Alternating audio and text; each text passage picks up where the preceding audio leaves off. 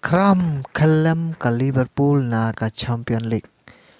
But on yakun playoff ka Northeast United FC Persya ya ka Mumbai City FC ha ka Indian Super League. Kublai shibun ya pi baro kito ki baju sang tanat ban sangap ya ki khubor sport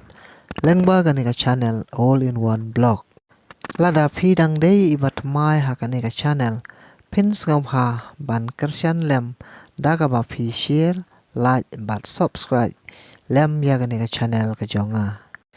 Ka jile kai UEFA Champion League round of 16 second leg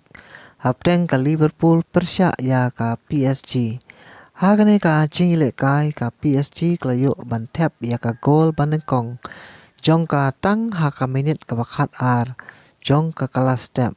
bat ya gane ka gol la tap ya ka daw Dembele ka balong ru ka gol pen ya ka aggregate da iwe la iwe. Dagane ka shi gol omshem la don shu kibala ban pen ki jar hadu bakot jong ka khandai 4 minute bat ru hadu bakot jong ka extra time ka balai 4 minute bat day langba ka penalty shoot off ka PSG kala ban job ya ka Liverpool ta saw la kawe ha kawe pat ka jingle ka UEFA Champion League round of 16 second leg hapteng ka Bayern Munich Persya ya ka Leverkusen. Hagaba hagane ka jingle ka Bayern Munich kalala ban job ya ka Leverkusen da ar lanot bat ha ka aggregate kabada san lanot.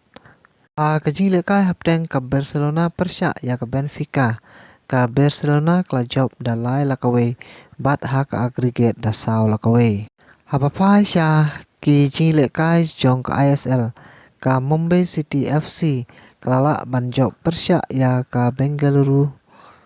FC da ar lanot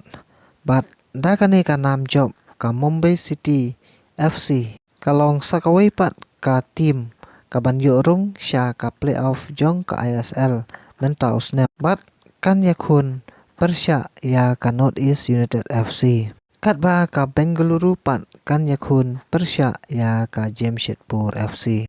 tangkat neshwa ya menta Kublai Shibun.